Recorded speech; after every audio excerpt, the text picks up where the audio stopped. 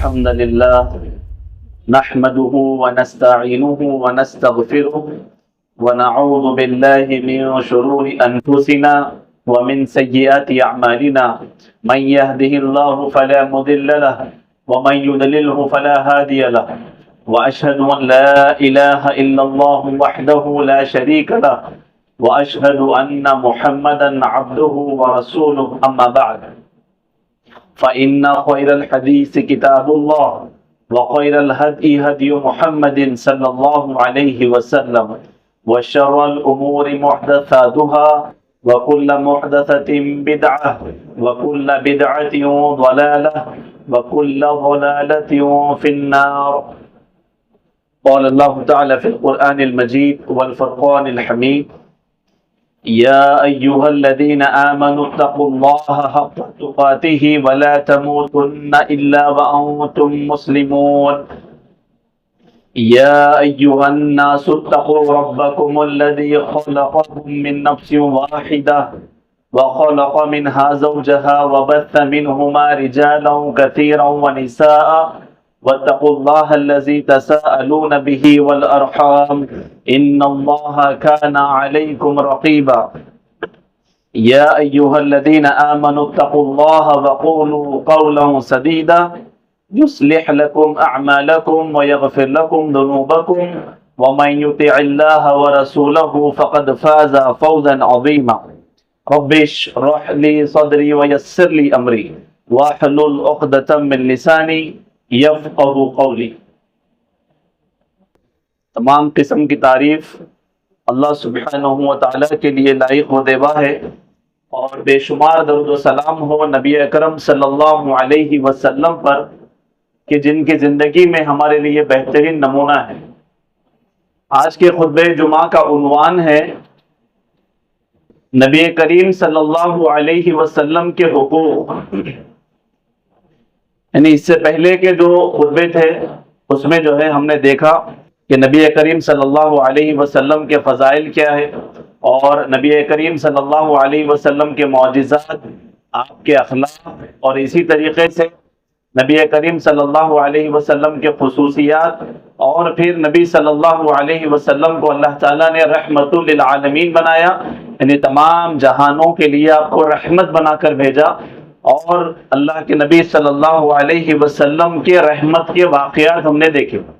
تو یہ سیریز ہے جو نبی کریم صلی اللہ علیہ وسلم کی سیرت سے جڑی ہوئی جو عنوانات ہے، آپ کے خصوصیات، آپ کے فضائل، آپ کے معجزات، نبی کریم صلی اللہ علیہ وسلم کی عظمت، یہ سب باتیں ہم جو ہے پچھلے کئی خطبوں میں جو ہے سماعت کرتے آئے.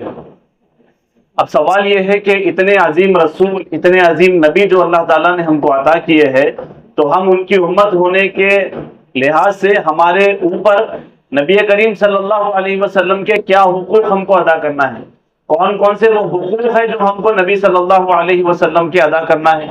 جیسے کہ ہم اللہ کے حقوق کے بارے میں بات کرتے ہیں، اور ہم حقوق العباد میں والدین کے حقوق پر بات کرتے ہیں، بھائیوں بہنوں کے، رشتہ داروں کے حقوق پر بات کرتے ہیں. جس طرح ان تمام کے حقوق ہمارے ساتھ اٹیچ ہے، لگے ہوئے ہیں، اسی طریقے سے نبی کریم صلی اللہ علیہ وسلم کے بھی چند حقوق ہیں جو ہم کو ادا کرنا ہے. تو انشاءاللہ آج کے خطبے میں قرآن و حدیث کی روشنی میں یہ جاننے کی کوشش کریں گے کہ نبی کریم صلی اللہ علیہ وسلم کے کون کون سے حقوق ہم پر اللہ تعالیٰ نے رکھے ہیں جو ہم کو ادا کرنا ہے. سب سے پہلی بات یہ کہ اللہ کے نبی صلی اللہ علیہ وسلم کو اللہ تعالیٰ کا بندہ اور رسول ماننا، آپ کی رسالت پر ایمان لانا. جیسے وَأَشْهَدُ أَنَّ مُحَمَّدًا عَبْدُهُ وَرَسُولُهُ، کہ اللہ تعالیٰ کا آپ کو بندہ مانا جائے اور اللہ تعالیٰ کو آپ کا رسول مانا جائے. قرآن مجید میں اللہ تعالیٰ نے سورۃ تغابن میں کہا فَآمِنُوا بِاللَّهِ وَرَسُولِهِ وَالنُّورِ الَّذِي أَنزَلْنَا. اللہ تعالیٰ نے کہا کہ اللہ اس کے رسول پر ایمان لاؤ اور اس نور پر جو ہم نے نازل کیا ہے. واللہ بما تعملون خبیر، اللہ تعالیٰ جو کچھ ہم کر رہے ہیں اس سے باخبر ہے. تو اس آیت میں سورۃ تغابن کی آیت نمبر 8 میں اللہ تعالیٰ نے اللہ اس کے رسول پر ایمان لانے کا حکم دیا. اور ایک بہت پیاری حدیث، یہ طبرانی کی حدیث ہے جسے شیخ البانی نے صحیح قرار دیا، حدیث نمبر 1241. اللہ کے نبی کہتے ہیں اس کے اندر طوبى لمن رعانی وآمن بی، خوشخبری ہے اس شخص کے لیے جو مجھے دیکھا اور مجھ پر ایمان لایا. اور آگے کہا وَتُوبَ سَبْعَ مَرَّاتٍ، وَتُوبَ سَبْعَ مَرَّاتٍ، اور 7 مرتبہ خوشخبری ہے اس شخص کے لیے لمن لم یرنی، جس نے مجھے نہیں دیکھا، وآمن بی، اور مجھ پر ایمان لایا.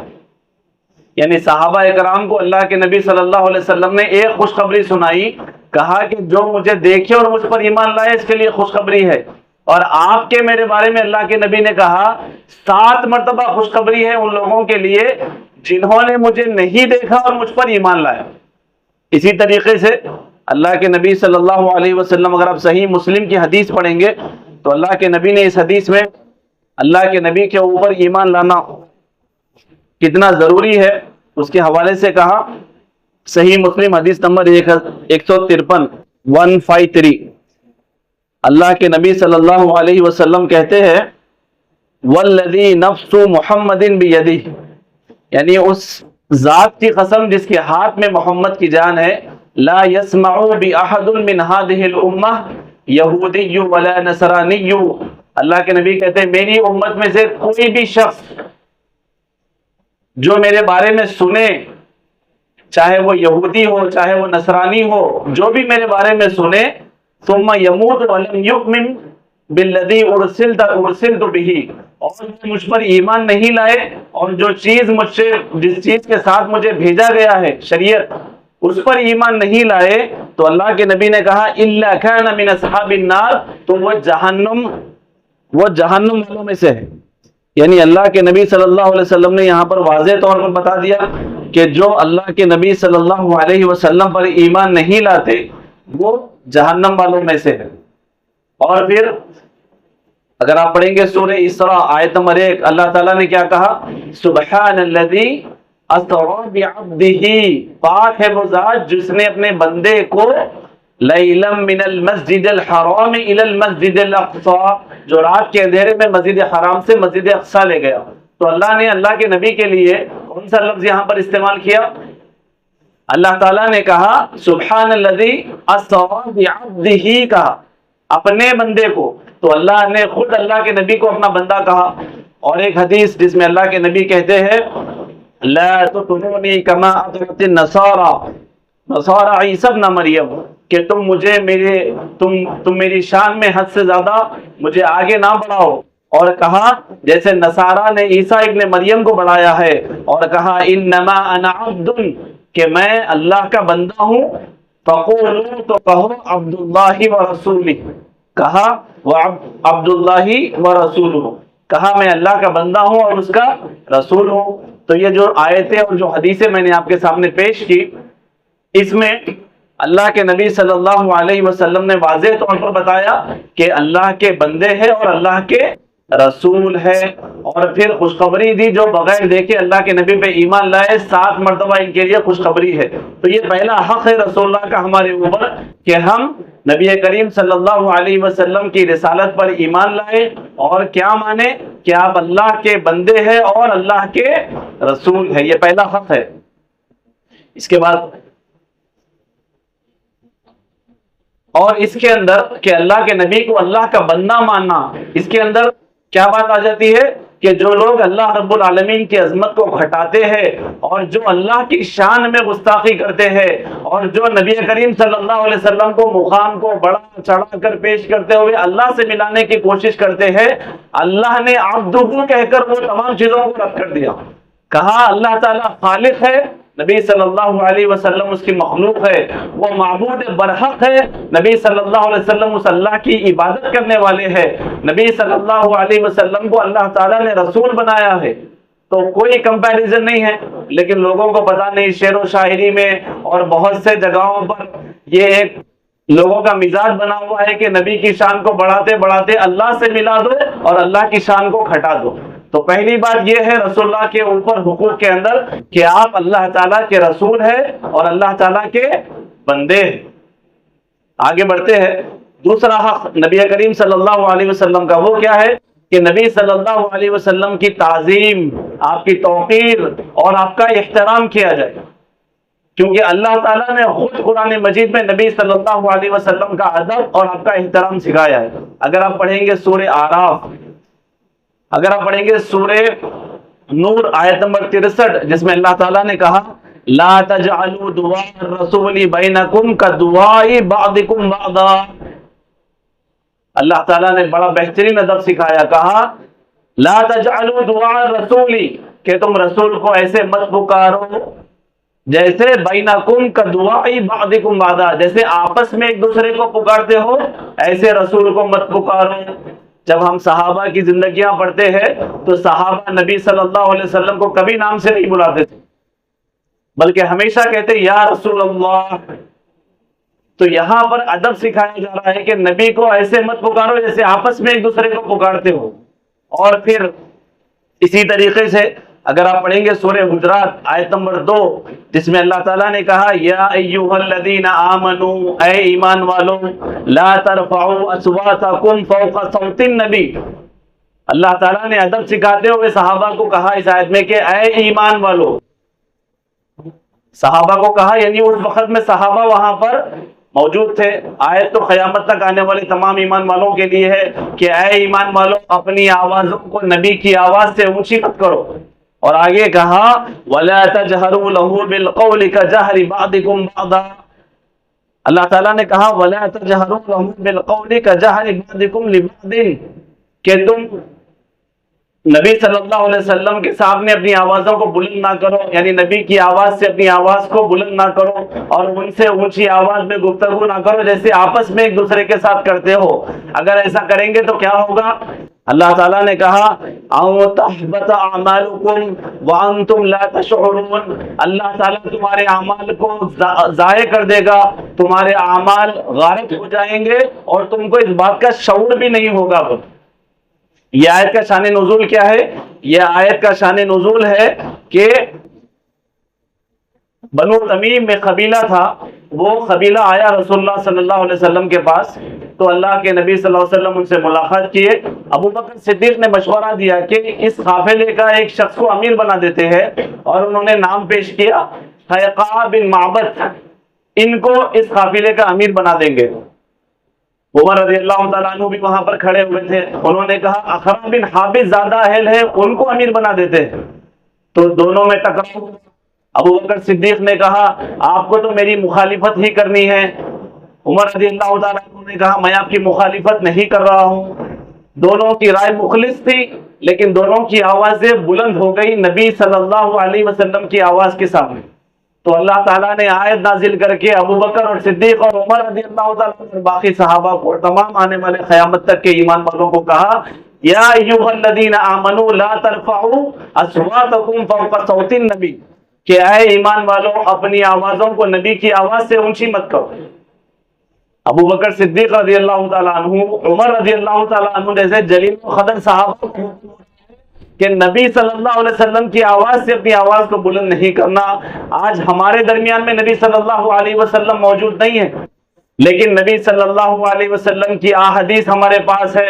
اگر آپ پڑھیں گے صحیح بخاری، صحیح مسلم، ابو داؤد، نسائی، ترمذی، ابن ماجہ، یہ تمام کتابوں میں اور بہت ساری کتابوں میں نبی کریم صلی اللہ علیہ وسلم کے اقوال، آپ کے اعمال اور آپ کے احکامات موجود ہے۔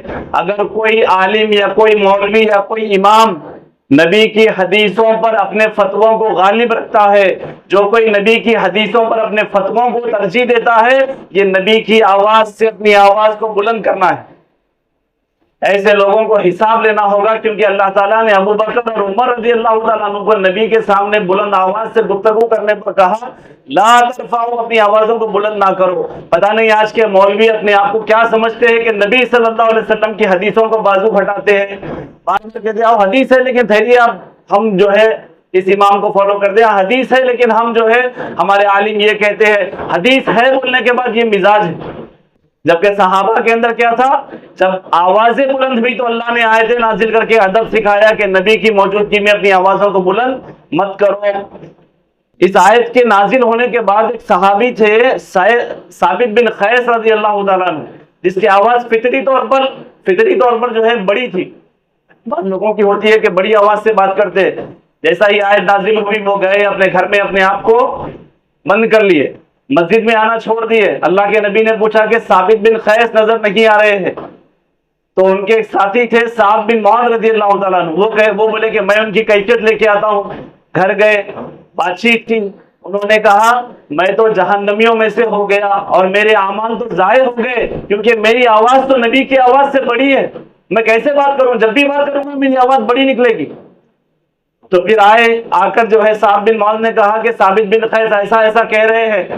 اللہ کے نبی نے کہا نہیں، وہ اہل جنت والوں میں سے ہے. وہ یعنی صحابہ نبی کا اتنا ادب اور اتنا احترام کرتے تھے کہ نبی صلی اللہ علیہ وسلم سے کہیں ہماری آوازیں بلند نہ ہو جائے، نبی کے سامنے نہیں آ رہے.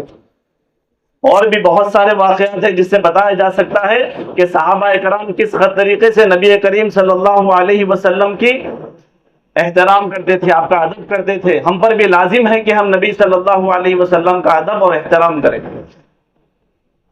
آئیے مختصر میں آگے بڑھتے ہیں. تیسرا حق، 2 حقوق میں نے آپ کے سامنے رکھے. پہلا، اللہ کے نبی صلی اللہ علیہ وسلم کو اللہ کا بندہ اور رسول مانا جائے، اور دوسرا آپ کی تعظیم، آپ کا احترام کیا جائے. تیسرا، اللہ کے بعد سب سے زیادہ نبی صلی اللہ علیہ وسلم سے محبت کی جائے، یہ آپ کا حق ہے. کس سے بڑھ کے؟ ماں باپ سے بڑھ کے، اولاد سے بڑھ کے، بھائیوں بہنوں سے بڑھ کے، رشتہ داروں سے بڑھ کے، تجارتوں سے بڑھ کے، مال سے بڑھ کے، ہر چیز سے، یہاں تک کہ اپنی خود کی جان سے بڑھ کر اللہ کے نبی سے محبت کی جائے، یہ آپ کا حق ہے. اگر آپ پڑھیں گے صحیح بخاری اور مسلم کی حدیث، اللہ کے نبی نے کہا لا یؤمن احدکم حتی اکون احب الیہ من ولدہ ووالدہ والناس اجمعین. اللہ کے نبی نے کہا تم اس وقت تک مومن نہیں ہو سکتے جب تک کہ تمہاری اولاد، تمہارے والدین، تمہارے والد، ان لوگوں کے نزدیک میں تم سے سب سے زیادہ محبوب نہ ہو جاؤں، تم مومن ہی نہیں ہو سکتے. بولے تو ایمان کا تقاضا کیا ہے کہ ہم ہماری محبت کو ٹٹولے کہ میں اللہ سے اگر سب سے زیادہ محبت کرتا ہوں تو کیا وہ ویری نیکسٹ، اس کے بعد اللہ کے محبت کے بعد کیا میں نبی سے محبت کرتا ہوں یا کسی اور کی محبت میرے دل میں غالب ہے؟ اگر غالب ہے تو اللہ کے نبی نے یہاں پر کہا کہ تمہارا ایمان مکمل نہیں ہے. تو اللہ کے بعد سب سے زیادہ محبت کے حقدار نبی صلی اللہ علیہ وسلم ہے. اچھا، محبت ہے، ظاہر کیسے کریں گے؟ پیشانی پہ پٹی بن کے جو ہے گاڑیوں کو اڑاتے ہوئے کریں گے، نعرے لگا کے کریں گے، یا نبی صلی اللہ علیہ وسلم کے نام پہ ٹریفک جام کر کے کریں گے، یا نبی صلی اللہ علیہ وسلم کی غلط تعلیم لوگوں کو پیش کرتے ہوئے جو ہے صرف نعروں کی محبت دکھائیں گے؟ نہیں. اب محبت تو ہے، ظاہر کیسے کریں گے؟ سورہ آل عمران سورہ نمبر 3 آیت نمبر 31 میں اللہ تعالیٰ نے کہا قُلْ إِن كُنتُمْ تُحِبُّونَ اللَّهَ فَاتَّبِعُونِي يُحْبِبْكُمُ اللَّهُ. اے نبی ان سے کہیے اگر یہ اللہ سے محبت کرتے ہیں تو آپ کی اتباع کرے، اللہ بھی ان سے محبت کرے گا. اگر اللہ کی محبت چاہتے ہیں اور اللہ کی محبت کا دعویٰ ہے تو اللہ نے دونوں کے بیچ میں ایک چیز لگا دی، کہا فَاتَّبِعُونِی، کہ وہ آپ کی اتباع کرے. تو محبت کیسے ظاہر ہوگی؟ نبی کی اطاعت اور اتباع دیکھی جائے گی. اگر زندگیوں میں نبی کی اطاعت ہے، نبی کی اطاعت ہے، حدیث پر چلتے ہیں، سنتوں پر چلتے ہیں، تو سمجھیے کہ واقعی میں محبت ہے. لیکن اگر صرف دعوے ہیں ڈھکوسلے اور کوئی اعمال نہیں ہے زندگی میں تو ایسے دعوے کو قبول نہیں کیا جائے گا، کیونکہ دعویٰ محبت کا ہے، اس کے ساتھ کیا ہونا چاہیے؟ اطاعت اور اتباع ہونا چاہیے. چلیے آگے بڑھتے ہیں. چوتھا حق کیا ہے رسول اللہ صلی اللہ علیہ وسلم کا؟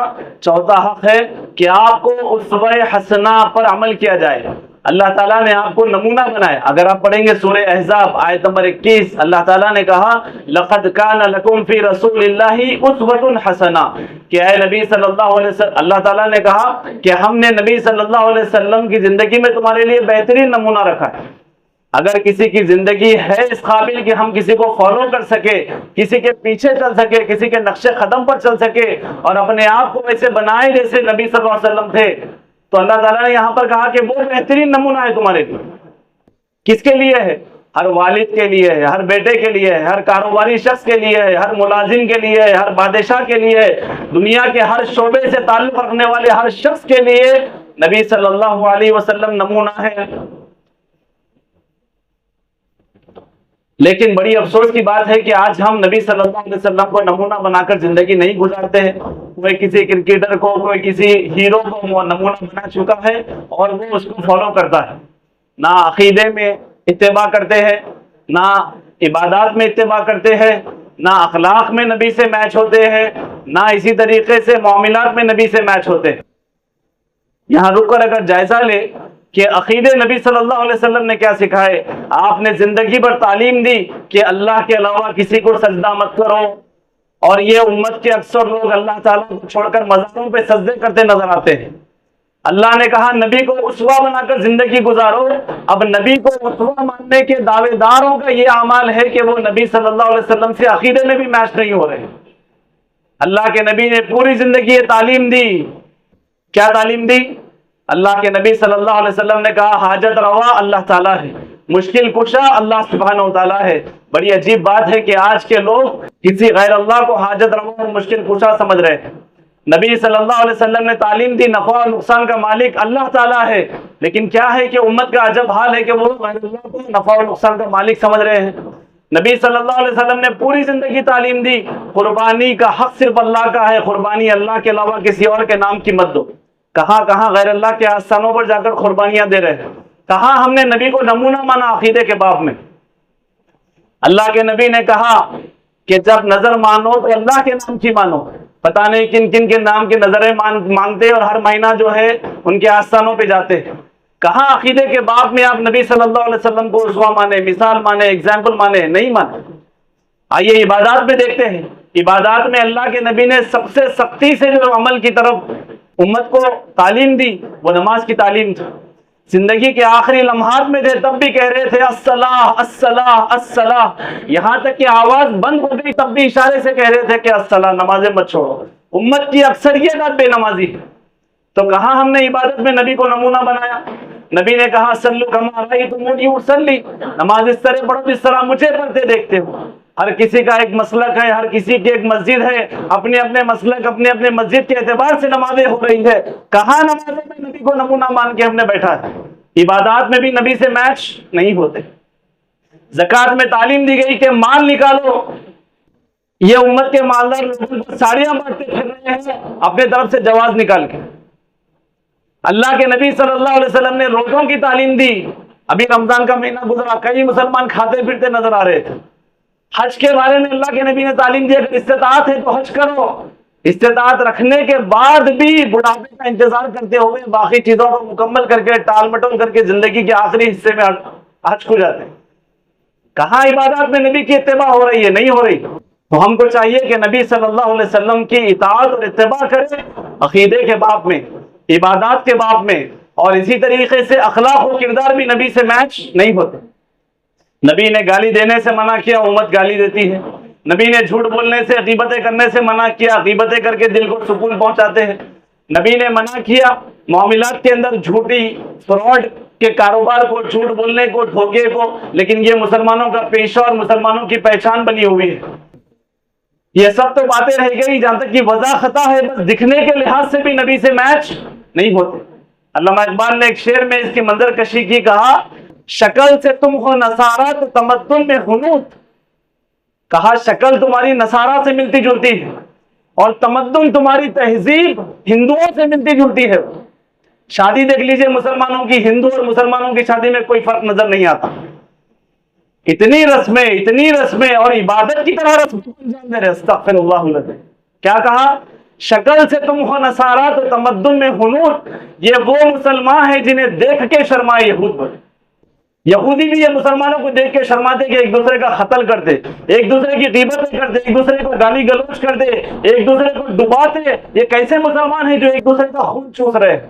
شکل سے تم ہو نصارہ تو تمدن میں حنوط، یہ وہ مسلمان ہیں جنہیں دیکھ کے شرمائے یہود۔ ہم کو ہمارا محاسبہ کرنے کی ضرورت ہے کہ ہم ہمارے عبادات میں، اخلاق میں، معاملات میں اور ہمارے تمام چیزوں میں نبی صلی اللہ علیہ وسلم کو مثال بنائے اور ہماری زندگی آپ کے اصول کے مطابق گزارے۔ اسی طریقے سے آگے بڑھتے ہیں، نبی صلی اللہ علیہ وسلم کا 5واں حق، ترتیب آگے پیچھے ہو سکتی ہے، یاد رکھنے کے لحاظ سے بتا رہا ہوں۔ ایک اور حق ہے، وہ ہے نبی صلی اللہ علیہ وسلم کی اطاعت کی جائے۔ اللہ تعالیٰ نے قرآن مجید میں کہا یا ایھا الذین آمنوا اطیعوا اللہ واطیعوا الرسول ولا تبطلوا اعمالکم، اے ایمان والو اللہ اور اس کے رسول کی اطاعت کرو اور اپنے اعمال کو برباد مت کرو۔ تو ہم کو نبی صلی اللہ علیہ وسلم کی اطاعت کرنا ہے۔ لیکن کیا دیکھا جاتا ہے کہ اللہ کا حکم ایک طرف، نبی کا حکم ایک طرف، لیکن آج کی امت کی خواتین اور کئی مرد حضرات اپنے بڑوں کو اور اپنے آزو بازو والے لوگوں کی اطاعت کو نبی کی اطاعت پر غالب کر دیتے ہیں۔ نبی کا حکم چھوڑو، پہلے یہ کرو، نہیں، بلکہ یہ نبی کا حق ہے کہ نبی صلی اللہ علیہ وسلم کی اطاعت کی جائے۔ اور پھر اسی طریقے سے صحابہ اکرام کی اطاعت اگر آپ دیکھیں گے، ایک صحابی آئے اللہ کے نبی کے سامنے، انگوٹھی پہنے ہوئے تھے سونے کی، اللہ کے نبی نے کہا کیا تم یہ پسند کرتے ہو کہ آگ کا انگارہ اپنے ہاتھ میں لو، انگوٹھی نکالے اور پھینک دی۔ دوسرے صحابہ نے ان کو سمجھایا کہ دیکھو آپ اس سے کوئی دوسرا فائدہ اٹھا لو، پہنو مت۔ انہوں نے جذبے سے کہا جس چیز کو میرے نبی نے نکال کر پھینک دیا میں کیسے اسے اٹھا سکتا ہوں میں؟ تو یہ اطاعت کا جذبہ صحابہ کے اندر تھا۔ آج ہمارے پاس حدیثیں سننے کے بعد، آیتیں سننے کے بعد، واقعات سننے کے بعد بھی ہمارے سر کے اوپر جو نہیں رہتے۔ کیوں؟ کیونکہ ہم مخلوق کی اطاعت کو، باقی لوگوں کی اطاعت کو اللہ اس کے رسول کی اطاعت پر غالب کر چکے، خود اپنے نفس کے غلام بنے ہوئے ہیں۔ کہاں سے نبی صلی اللہ علیہ وسلم کی اطاعت ہوگی؟ اس کے بعد ایک اور حق نبی صلی اللہ علیہ وسلم کا وہ کیا ہے کہ آپ کو اختلافی مسائل میں حاکم مانا جائے، کہ آپ کو اختلافی مسائل میں فیصل تسلیم کر لیا جائے۔ بہت سارے اختلافات ہوتے ہیں، اللہ تعالیٰ نے کیا کہا قرآن میں؟ فَلَا وَرَبِّكَ لَا يُؤْمِنُونَ حَتَّى يُحَكِّمُوكَ فِي مَا شَجَرَ بَيْنَهُمْ ثُمَّ لَا يَجِدُوا فِي أَنفُسِهِمْ حَرَجًا مِّمَّا قَضَيْتَ وَيُسَلِّمُوا تَسْلِيمًا۔ اللہ تعالیٰ نے کہا یہ لوگ، اے نبی تیرے رب کی قسم، یہ لوگ اس وقت تک، اللہ تعالیٰ نے کہا کہ مومن نہیں ہو سکتے جب تک کہ آپ ان کے درمیان کوئی فیصلہ کر دیں اور یہ آپ کے فیصلے کو دل سے قبول نہ کریں۔ یعنی اللہ تعالیٰ کہہ رہا ہے کہ نبی کے فیصلے کو دل و جان سے ماننا۔ اگر نبی نے کوئی فیصلہ کر دیا ہے تو اس فیصلے کے تعلق سے دل میں کوئی تنگی محسوس نہیں کرنا۔ عقیدے کے باب میں اختلافات ہے، عبادات کے بعد میں اختلافات ہے، معاملات میں اختلافات ہے، گھروں میں اختلافات ہے، میاں بیوی کے اس میں اختلافات ہے، خاندانوں میں پراپرٹی کو لے کر اختلافات ہے۔ کیا ہے حل؟ کیا لڑتے بیٹھے؟ نہیں، بڑا آسان سا حل ہے کہ نبی صلی اللہ علیہ وسلم کو حاکم مان لیا جائے۔ گھر والے بیٹھ کر یہ ڈیسائیڈ کرے کہ بھائی نہ آپ کی چلے گی نہ میری چلے گی، اللہ اس کے رسول کی چلے گی۔ چلیے بیٹھتے ہیں، قرآن کھولتے ہیں، حدیث کھولتے ہیں، کیا اللہ نے حقوق دیے وہ حقوق دے دیں گے۔ اگر اللہ کو اور اس کے رسول صلی اللہ علیہ وسلم کو حاکم مان لیا جائے گا، اختلافات کا خاتمہ ہو جائے گا۔ لیکن نہیں ہے، ہمارے اپنے مرضی سے اختلافات کو حل کرنے کے لیے آگے بڑھے ہوئے، اختلاف ویسے کے ویسے ہی رکھے ہوئے۔ صحابہ رضی اللہ تعالیٰ عنہ جب کبھی نبی صلی اللہ علیہ وسلم کوئی فیصلہ کر دیتے، کوئی آپ حدیث بیان کر دیتے اور اس کی کوئی مخالفت کرتا تو اس کے رد میں اتنا شدید اس کے ساتھ جو ہے ان کا رد عمل رہتا۔ ایک مرتبہ کا واقعہ ہے کہ عبداللہ بن عمر رضی اللہ تعالیٰ عنہ کے بیٹے ہیں، اپنے بیٹے کو نصیحت کر رہے تھے کہ دیکھو اللہ کے نبی نے عورتوں کو مساجد میں آنے کی اجازت دی ہے، انہیں منع مت کرو۔ اللہ کے نبی کا نام لیا اور کہا کہ اللہ کے نبی نے انہیں اجازت دی ہے، تو بلال بیٹے نے کہا نہیں، اللہ کی قسم میں تو منع کروں گا۔ جیسا ہی بولنا تھا عبداللہ بن عمر نے ان کو اتنا ڈانٹا ان کے اوپر، اتنا چلایا اور ان کو اتنا جو ہے باتیں کی۔ راوی کہتے ہیں میں نے عبداللہ بن عمر کو کبھی نہیں دیکھا تھا کہ وہ اس قدر جو ہے ان کو باتیں کر رہے تھے، اور سب باتیں کر کر کہا میں تم کو نبی کی حدیث سنا رہا ہوں اور تم بتا رہے ہو کہ ہم انہیں منع کریں گے۔ تو یہ صحابہ کا عمل تھا۔ ہمارے پاس تو کئی حدیثیں سامنے سے گزر جاتی ہے، ہم عمل کرنے کے اوپر نہیں آتے بلکہ تعویلات بیان کرتے ہیں۔ آئیے ساتواں حق رسول اللہ صلی اللہ علیہ وسلم کا کیا ہے ہمارے اوپر، وہ یہ کہ قرآن و حدیث پر عمل کیا جائے۔ اللہ کے نبی نے کہا ترکت فیکم شیئین لن تضلوا بعدہما کتاب اللہ و سنتی، میں تمہارے درمیان دو چیزیں چھوڑے جا رہا ہوں، ایک اللہ کی کتاب، دوسری میری سنت، جب تک ان کو تھامے رہو گے کبھی گمراہ نہیں ہوں گے۔ تو یہاں پر نبی صلی اللہ علیہ وسلم نے تعلیم دی کہ قرآن اور حدیث پر چلا جائے، اپنے عبادات کو، اپنے معاملات کو، اپنے زندگی کے ہر مسئلے کو قرآن و حدیث کے حساب سے حل کیا جائے اور قرآن و حدیث کو فالو کیا جائے۔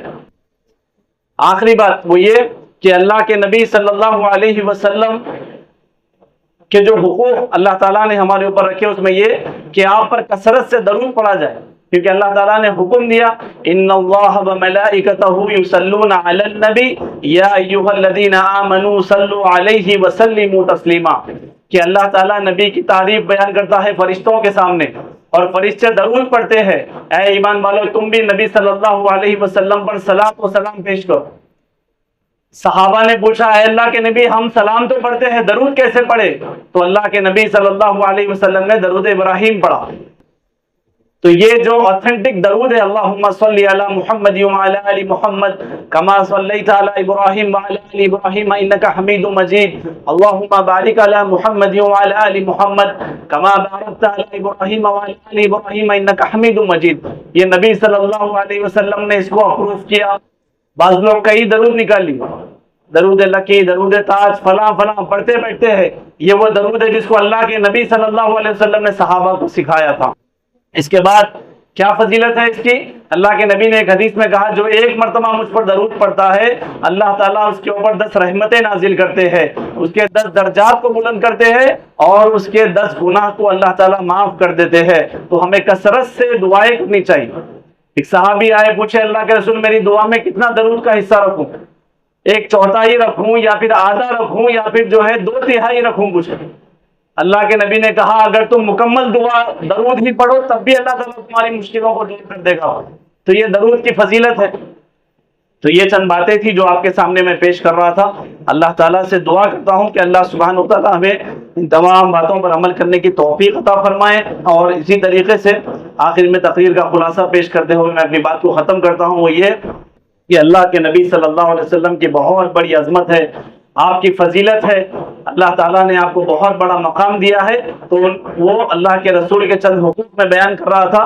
سب سے پہلا یہ کہ آپ کو اللہ کا بندہ اور رسول مانا جائے، نبی صلی اللہ علیہ وسلم کی تعظیم، آپ کا احترام کیا جائے، اللہ کے بعد سب سے زیادہ محبت کی جائے آپ سے، اور پھر آپ کے اسوہ حسنہ کو اس کے اوپر عمل کیا جائے، نبی صلی اللہ علیہ وسلم کی اطاعت کی جائے، اختلافی مسائل میں رسول کو حاکم مانا جائے اور قرآن حدیث پر عمل کیا جائے، زیادہ سے زیادہ آپ پر درود پڑھا جائے۔ یہ نبی صلی اللہ علیہ وسلم کے چند حقوق ہے جو میں نے آپ کے سامنے پیش کی۔